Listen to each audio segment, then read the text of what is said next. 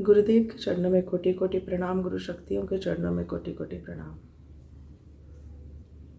आज हम नवरात्रि को डिकोड करेंगे। टू बी मोर स्पेसिफिक, हम शरद नवरात्रि को डिकोड करेंगे। हिंदू कैलेंडर में वैसे तो 4 मेन नवरात्रि हैं, पर उनमें से जो 2 मेन नवरात्रि हैं वो है शरद नवरात्रि और चैत्र मंथ में जो आती है वो नवरात्रि। अब चैत्र नवरात्रि तो सबको पता है कि मैंने गुड़ी पड़वा के वीडियो में भी बताया है कि उस दिन हमारे सृष्टि का निर्माण हुआ था, सूर्यदेव पहली बार प्रकट हुए थे। तो उस दिन से हम 9 दिन देवी शक्ति को प्रे करते हैं, पूजा करते हैं। अब शरद नवरात्रि की क्या स्टोरी है? तो शरद नवरात्रि को जानने के पहले हम नवरात्रि को डिकोड करेंगे कि 9 दिन क्यों नहीं, 9 रातें क्यों हम सेलिब्रेट करते हैं। एक्चुअली ये जो नवरात्रि है, चैत्र एंड शरद, ये दोनों नवरात्रि जो हैं, ये दोनों नवरात्रि इक्विनॉक्स के टाइम पे आती है। इक्विनॉक्स मतलब वो पीरियड जिसमें डे एंड नाइट का ड्यूरेशन सेम होता है। मतलब सूरज की रोशनी जितनी देर हमें मिलती है, सेम उतना ही इंटरवल अंधेरा रहता है। तो इसका सिंबॉलिकली मीनिंग क्या है? मीनिंग ये है कि उन डेज में पॉजिटिव एंड नेगेटिव एनर्जीज को इक्वल चांस होता है किसी भी चीज़ को डोमिनेट करने का। तो अगर हमें पहले से ही पता है कि these are the days when positive and negative energies have equal chance, तो हम खुद से ही एक एफर्ट लेंगे कि हम पॉजिटिव एनर्जी को अट्रैक्ट करें। तो ये चैत्र नवरात्रि एंड शरद नवरात्रि दोनों ही मंथ्स में 9 दिन हम क्या करते हैं? देवी शक्ति, आदि शक्ति को प्रे करते हैं। रात के टाइम क्यों करते हैं? क्योंकि दिन में तो सूरज की पॉजिटिविटी होती है, पर नाइट टाइम जब ज़्यादा ड्यूरेशन तक रात होती है तो उस वक्त हम क्या करते हैं? हम ज़्यादा गरबा बोलो, डांडिया बोलो, माता का जागरण बोलो, पूजा कीर्तन, ये सब हम रात के टाइम करते हैं ताकि हम पॉजिटिविटी देवी की अट्रैक्ट कर सकें। तो आज साइंस हमें बताता है कि ये इक्विनॉक्स है या सीजनल चेंज हो रहा है, पर हमें तो हमारे ग्रंथों में तो ये स्टोरी के फॉर्म में, एक फेस्टिवल के फॉर्म में सीजनल चेंज या इक्विनॉक्स, सन कितनी देर दिखेगा, कितनी देर नहीं दिखेगा, ये सारी चीज़ें हमको पहले ही पता थी। Because our culture was so advanced कि आज ठीक है, आज हमारे पास उन चीज़ों का प्रूफ नहीं है, पर अगर हमारे फेस्टिवल्स हम ऑब्जर्व करें तो हर फेस्टिवल हमारे हेल्थ कॉन्शियस के हिसाब से, physical health as well as mental health, दोनों को ध्यान में रखते हुए ही हमारे सारे रिचुअल्स बनाए हुए हैं। तो इस वक्त भी अगर हम ज़्यादा टाइम भजन कीर्तन ये सब करते रहे तो हमारा ध्यान नेगेटिव बातों में नहीं जाएगा और वो नेगेटिव बातें ग्रो नहीं होंगी। तो हमें ध्यान रखना है, अगर कुछ भी गलत हो रहा हो, कुछ भी नेगेटिव हमारे साथ होता है इन 9 दिनों में, तो we will not pay attention to it. हमारा फोकस देवी माँ के एनर्जीज पे रहेगा।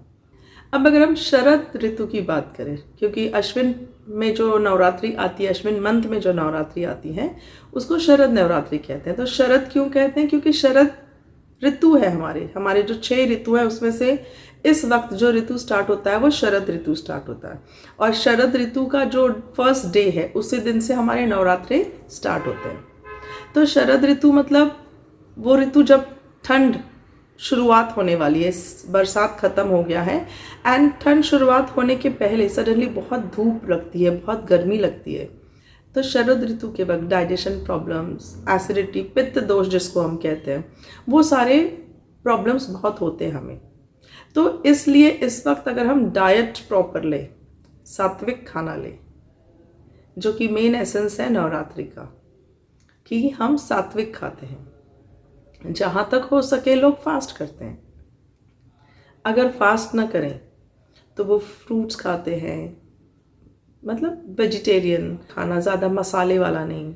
सात्विक खाना खाने से क्या होता है? हमारा डाइजेशन प्रॉपर होता है, ज़्यादा एनर्जी हम डाइजेशन पे वेस्ट नहीं करते। तो बाकी जो सीजनल चेंज के लिए हमारे बॉडी में जो इम्बैलेंस हो रहा है उसे टैकल करने के लिए हमारे पास इनफ एनर्जी रहती है। और दिन भर हम देवी माँ के बारे में सोचते हैं। कलेक्टिविटी में हर कोई देवी माँ को ही प्रे करता है, तो जब हम भी कलेक्टिविटी में प्रे करते हैं तो हमें ज़्यादा बेनिफिट्स मिलते हैं, health benefits, mental as well as physical. So दोनों ही चीज़ें बैलेंस रखने के लिए ये नवरात्रि बहुत इम्पॉर्टेंट है। तो ये हो गया शरद नवरात्रि। अब शरद नवरात्रि के इन 9 दिनों का क्या इम्पोर्टेंस है, क्यों हम मानते हैं कि ये 9 दिन अगर देवी माँ की एनर्जी रहे, मतलब अगर जुने ज़माने में अगर कोई बताए तुम्हें कि इक्विनॉक्स है और पॉजिटिव एनर्जी है, नेगेटिव एनर्जी है, तो it is difficult to follow. तो इसे किसी इंसिडेंट्स के साथ अगर हम जोड़ दें, किसी स्टोरी के साथ अगर हम जोड़ दें और सिंबॉलिकली बताया जाए, तो ये बहुत अच्छे से समझ में आता है, बहुत अच्छे से याद रहता है। तो शरद नवरात्रि का जो सबसे मेन इम्पॉर्टेंस है, उससे रिलेटेड जो स्टोरी है, वो है कि महिषासुर नाम का एक राक्षस था, जिसे वरदान मिला था ब्रह्मा जी से कि ना तो उसे कोई देव मार सकता है, ना कोई असुर मार सकता है, ना दानव मार सकता है। और उसने वरदान लेते वक्त लेडीज़ का रेफरेंस, देवियों का रेफरेंस किया नहीं था, क्योंकि उसे लगता था कि देवियाँ तो कमज़ोर होती हैं। तो एज अ रिज़ल्ट क्या हुआ कि वो अपने आप को बहुत स्ट्रांग समझने लगा, देवताओं को हराने लगा, उन पर विजय प्राप्त करने लगा। सारे देवता परेशान होके, हताश होके त्रिदेव हमारे जो ब्रह्मा विष्णु महेश हैं उनके पास गए रिक्वेस्ट लेके कि प्लीज़ आप हमें हेल्प कीजिए। अब वरदान मिला था तो ब्रह्मा विष्णु महेश ये तीनों भी कुछ नहीं कर सकते थे, महिषासुर को नहीं मार सकते थे। तब उन्होंने पार्वती माँ की हेल्प मांगी। पार्वती माँ एग्री हुई और उनका ही अवतार माँ दुर्गा क्रिएट हुआ। माँ दुर्गा में तीनों देवों ने अपनी अपनी एनर्जीज डाली, अपने अपने अस्त्र शस्त्र दिए, और जिसकी वजह से वो सबसे ज़्यादा पावरफुल हो गई। और माँ दुर्गा ने यही 9 दिन, शरद नवरात्रि के जो 9 दिन हैं, ये 9 दिन अलग अलग रूपों में, अलग अलग फॉर्म्स में, अलग अलग एनर्जीज, क्योंकि महिषासुर को क्या वरदान था ना कि वो अपने फॉर्म बदलता जाता था, तो इसलिए उसे पकड़ना मुश्किल होता था। कभी एनिमल बन गया, तो कभी बर्ड बन गया, कभी इंसेक्ट बन गया, तो बहुत डिफिकल्ट था उसे आइडेंटिफाई करना। तो उसके हिसाब से देवी शक्ति भी, आदि शक्ति भी क्या करने लगी, अपने अपने रूप बदलने लगी। और 9 दिन फाइट करके दशहरे के दिन उन्होंने महिषासुर को मार दिया। तो ये एक लड़ाई थी जिसमें धर्म की जीत हुई, शक्ति की जीत हुई। तो इसलिए 9 दिनों का बहुत इम्पोर्टेंस है। और 10th डे को हम विजयदशमी कहते हैं कि 10वें दिन विजय प्राप्त हुआ। तो देवी शक्ति तो हमेशा ही रहती है, पर इन 9 दिनों में क्या हुआ था कि माँ दुर्गा को एनर्जी कम ना पड़े, इसके लिए रोज़ सारे देवी देवता उनके नाम का हवन करते, जप करते, पूजा करते, उन्हें एनर्जी प्रोवाइड करने के लिए, उन्हें चार्ज अप रखने के लिए। तो इसीलिए आज भी 9 दिनों तक हम सब पूजा करते हैं, हम सब गरबा खेलते हैं, डांडिया खेलते हैं। क्यों खेलते हैं? क्योंकि it is a way of invoking, माँ शक्ति को हम जगा रहे हैं, उन्हें हम एनर्जीज़ को जगा रहे हैं, ताकि वो हमारे चारों तरफ जो भी नेगेटिव बातें हैं उन सबको वो डिस्ट्रॉय करे। अभी व्रत तो ठीक है, सात्विक खाना तो ठीक है, पूजा कीर्तन तो ठीक है, अब गरबा डांडिया का क्या रोल है? क्यों हर तरफ लोग गरबा और डांडिया खेलते हैं? जैसे मैंने कहा कि 9 दिन देवी माँ महिषासुर से लड़ी, उसे मारने के लिए, उसे हराने के लिए। तो इन 9 दिनों में हम उस बैटल को वापस रिक्रिएट करते हैं। जब हम डांडिया खेलते हैं, स्टिक से हम एक दूसरे को ऐसे मार मार के खेलते हैं। सो दो sticks represent the swords, the weapons of माँ दुर्गा। ड्रामेटाइज करते हैं हम उस वॉर को, उस युद्ध को। और गरबा के पीछे क्या सिग्निफिकेंस है? गरबा ये डिराइव हुआ है वर्ड संस्कृत गर्भ से। गर्भ मतलब माँ का वोम्ब, जिसमें बच्चा होता है। तो देवी माँ शक्ति, आदि शक्ति माँ, हम जब गोल गोल गोल गरबा खेलते हैं तो हम उस गर्भ को रिप्रेजेंट करते हैं, जिससे हम सब निकले हैं, जिससे सृष्टि का निर्माण हुआ है। उस रिस्पेक्ट में हम ये गोल गोल घूमते हैं। अब cycle of birth and death, birth and death, हम नया जन्म लेते हैं, फिर मरते हैं, फिर जन्म लेते हैं, तो ये साइकिल को रिप्रेजेंट करते हैं। और मोस्टली दिया होता है एक सेंटर में, जो कि माँ की तस्वीर, फोटो, मटका या जो भी उसको रिप्रेजेंट करता है माँ को, देवी शक्ति को। तो वो रिप्रेजेंट करता है कि देवी शक्ति परमानेंट है, वो कहीं नहीं जाएंगी, पर हम जो है cycle of birth and death में चल रहे हैं। तो गरबा एंड डांडिया ये दोनों ही माँ आदिशक्ति को प्लीज करने के लिए, इन्वोक करने के लिए, थैंक्स बोलने के लिए, ग्रैटिट्यूड बोलने के लिए रिप्रेजेंट करते हैं। तो शरद ऋतु क्लियर है।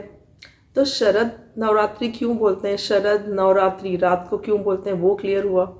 फास्ट क्यों करते हैं वो क्लियर हुआ। डांडिया गरबा क्यों करते हैं वो भी क्लियर हुआ। अब बात आती है कि सबसे पहले ये नवरात्रि में पूजा अर्चना करना कब स्टार्ट हुआ, क्यों स्टार्ट हुआ।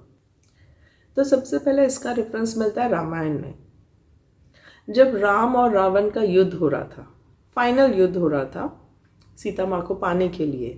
तो एक ऑब्जर्व किया राम जी ने कि उन दिनों क्या हो रहा था, जितना भी वो अपना जोर लगाते, जितने भी सैनिक भेजते, पर रावण के सैनिक उन पे हावी होते जा रहे थे। और ऐसे लग रहा था, एक टाइम ऐसा आया जब ऐसा लगा कि ये युद्ध राम जी जीत नहीं पाएंगे और सीता माँ को हमेशा के लिए खो देंगे। तो वो बहुत ही अपसेट, उदास हो गए थे। तब विभीषण ने आके उनको एक बात बताई कि अगर आप ध्यान से देखो तो रणभूमि में रावण और उसके सैनिक नहीं लड़ रहे हैं, साक्षात रण की देवी माँ चंडी, माँ दुर्गा लड़ रही है उनकी तरफ से। तो राम जी को भी ये बात समझ में आ गई। तो राम जी ने कहा कि अब तो मैं जीत ही नहीं सकता, माँ दुर्गा माँ शक्ति से मैं कैसे जीतूंगा।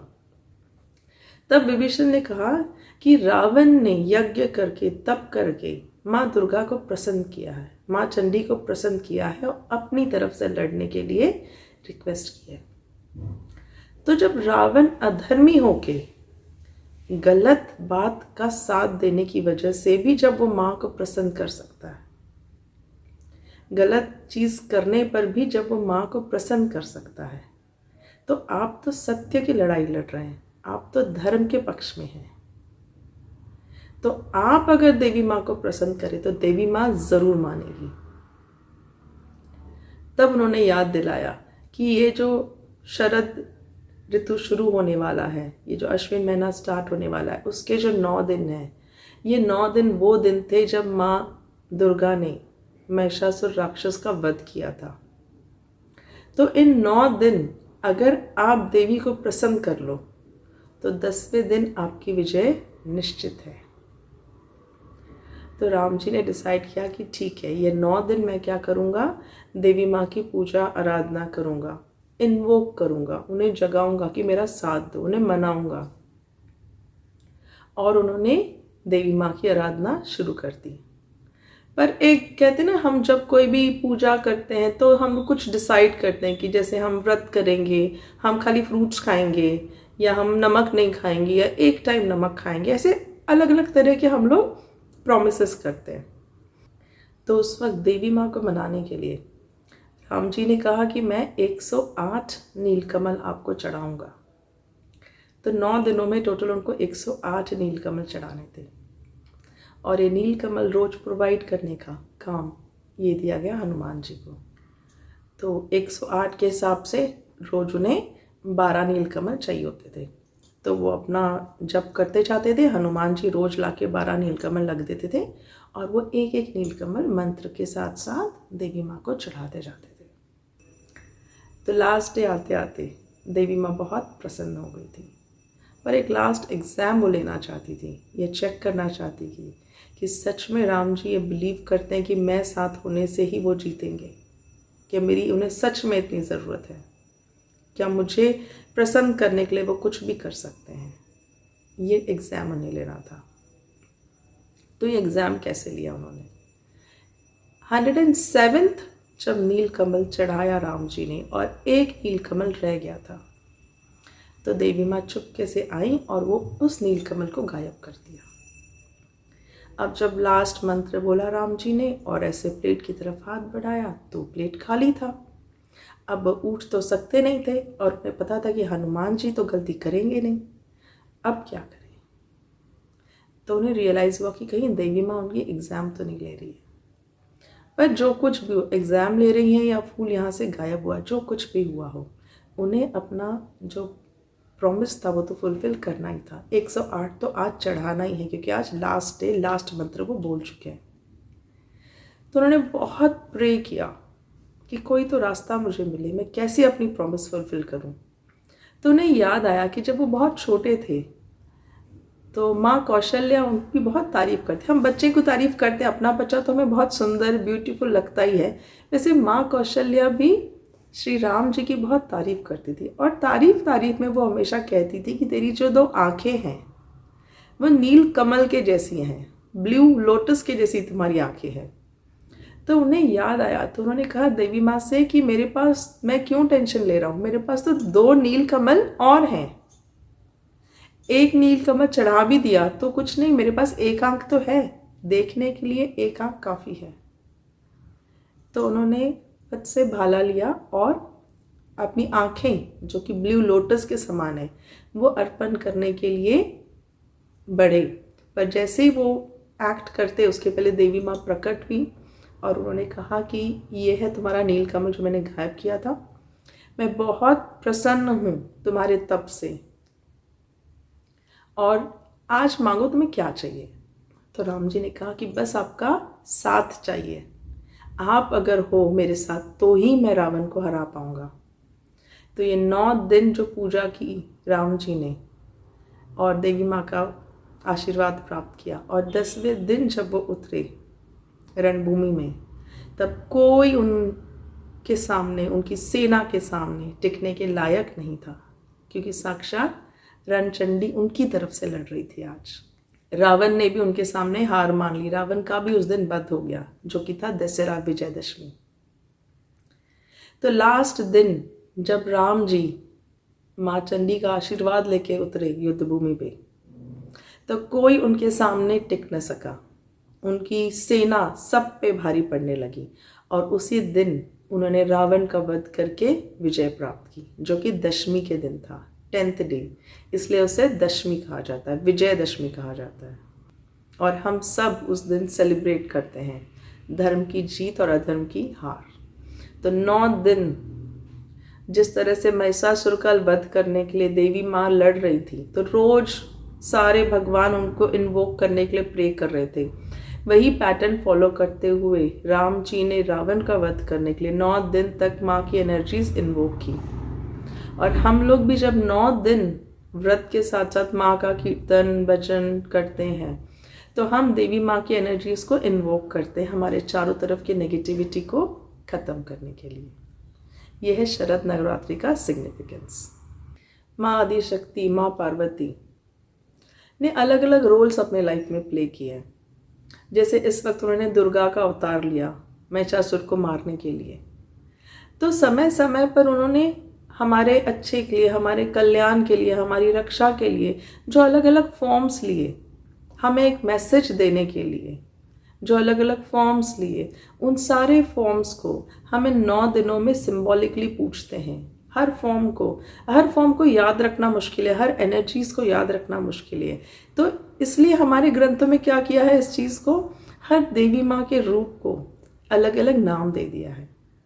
तो उस नाम के हिसाब से उनके गुण, जो उस दिन हमें एनर्जीज चाहिए, उन एनर्जीज को हम इन्वोक करते हैं और उनकी ब्लेसिंग्स लेते हैं। ये जो 9 दिन है, ये हमारी लाइफ को भी रिप्रेजेंट करता है। हम अपने लाइफ में मेन जो 9 रोल प्ले करते हैं, उन 9 दिनों में उन रोल प्ले को भी हम सिंबॉलिकली देवी माँ की एनर्जीज लेके वो रोल हम बराबर निभा पाए, ये हम प्रे करते हैं। जिससे सबसे पहले आता है माँ शैलपुत्री। तो शैलपुत्री मतलब, शैल मतलब माउंटेन, माउंटेन की बेटी। मतलब जैसे हम पैदा होते हैं तो हम किस नाम से जाने जाते हैं, हमें नाम नहीं होता, हम माँ बाप के नाम से जाने जाते हैं। इनके यहाँ बच्चा हुआ, इनके यहाँ बेटी या बेटा हुआ।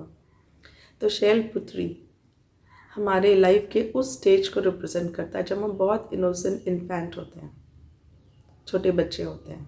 उसके बाद माँ ब्रह्मचारिणी, वो उस स्टेज को रिप्रेजेंट करता है जो टीनेजर स्टेज है, एडोलसेंट एज है। ब्रह्मचारिणी मतलब ब्रह्म के आचरण पे चलना।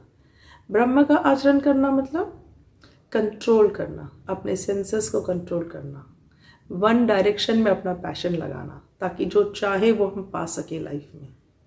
वो स्टेज को हम इस दिन पूछते हैं। वो स्टेज में एनर्जी मिले ताकि हम अपना काम ठीक से कर सकें, डाइवर्ट ना हो हम अपने सेंसेस के थ्रू, वो ध्यान रखते हैं।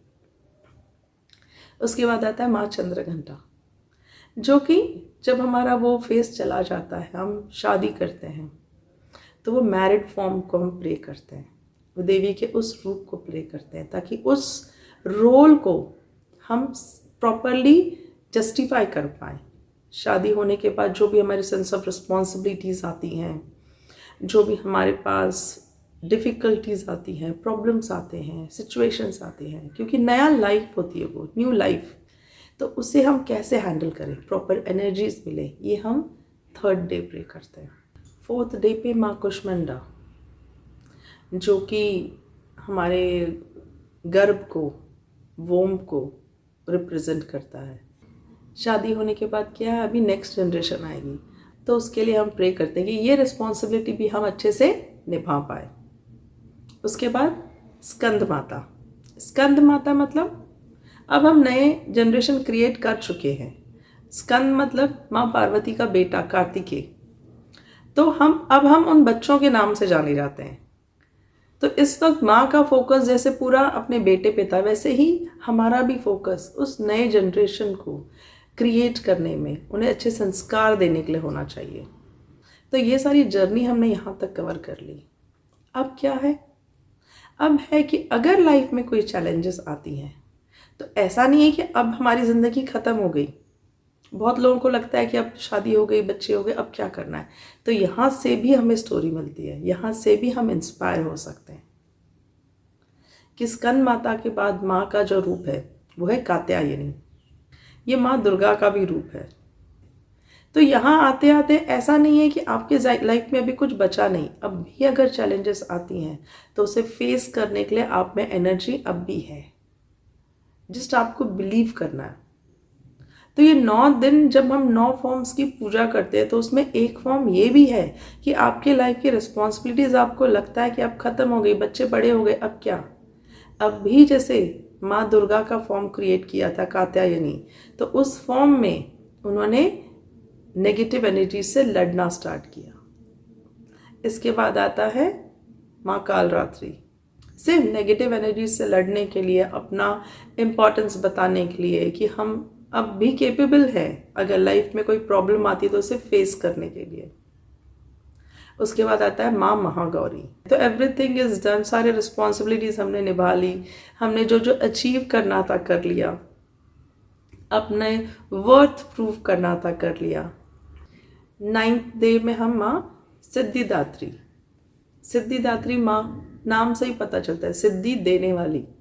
ये हमारे रिटायरमेंट फॉर्म, जब हम ग्रैंड पेरेंट्स बन जाते हैं, तो इस वक्त हमने जो भी नॉलेज गेन किया है, जो भी एक्सपीरियंसेस गेन किए हैं, वो सब हम अपने ग्रैंड चिल्ड्रंस को देते हैं। तो इस वक्त अगर आप ध्यान मेडिटेशन से जुड़ते हैं, अगर आप कंटिन्यूसली ध्यान करते हैं, मेडिटेशन करते हैं, तो अपने आप में वो सेल्फ कंट्रोल आता जाता है, थॉट्स कम आते हैं, नेगेटिविटी कम आती है। तो एज अ रिजल्ट आपको पॉजिटिविटी ग्रो करने में, देवी माँ की एनर्जी एब्जॉर्ब करने में बहुत हेल्प मिलती है। तो जो लोग मेडिटेशन नहीं भी करते हैं, वो भी कोशिश करेगी इन 9 दिनों में कुछ नहीं तो माँ, देवी माँ का जहाँ स्थापना करते हैं, जहाँ भी मंदिर है आपका, वहाँ पे 15 मिनट 20 मिनट सिर्फ शांत बैठने की प्रैक्टिस कीजिए। कुछ भी मत सोचिए, शांत एम्प्टी माइंड से बैठिए, क्योंकि जब हम अपना माइंड, थॉट्स एम्प्टी रखेंगे तो ही पॉजिटिविटी हम ग्रहण कर पाएंगे। पर नॉर्मली हमारा लाइफस्टाइल ऐसे होता है कि we continuously go on thinking, हम अपने मन को चलाते रहते हैं, दिन भर चलाते रहते हैं। तो meditation helps you to slow down, to have control, कि हाँ शांति बैठना है, बिना कुछ सोचे, बिना कुछ किए भी बैठा जा सकता है, शांत बैठा जा सकता है, पीसफुल रहा जा सकता है, खुश रहा जा सकता है। ये हम मेडिटेशन से ही एक्सपीरियंस करते हैं। नॉर्मली हमें लगता है कि खुश होने के लिए या तो हम किसी से बात करें, या तो टीवी देखें, या तो कोई हमें कुछ अच्छी बात बताए, कोई जोक सुने, कोई रील्स देखे, तो ही हम खुश रह सकते हैं। पर ये सारी खुशियाँ एक्सटर्नल फैक्टर्स के थ्रू हमें मिल रही हैं, तो ये सारी खुशियाँ टेम्पररी है। इंटरनल पीस, इंटरनल सेटिस्फैक्शन हमें चाहिए, तो वो हमें हमारे अंदर ही मिलेगा। तो इसलिए आप मेडिटेशन कीजिए और एक्सपीरियंस कीजिए कि रियली बिना किसी एक्सटर्नल इन्फ्लुएंस के, बिना किसी एक्सटर्नल फैक्टर्स के भी हम पीस, खुश रह सकते हैं। तो इस नवरात्रि गुरुचरणों में यही प्रार्थना है कि आप जिस भी स्टेज, ये जो 9 स्टेजेस मैंने बताए हैं, इन 9 स्टेज में से आप जो भी रिस्पॉन्सिबिलिटी निभा रहे हैं, उस स्टेज की रिस्पॉन्सिबिलिटी के लिए जो भी एनर्जी चाहिए, जो भी पॉजिटिविटी चाहिए, जो भी करेक्ट डायरेक्शन चाहिए, ये आपको देवी माँ से ज़रूर मिले। यही गुरुचरणों में प्रार्थना है। आप सबको स्वामी जी का खूब खूब आशीर्वाद। जय बाबा स्वामी।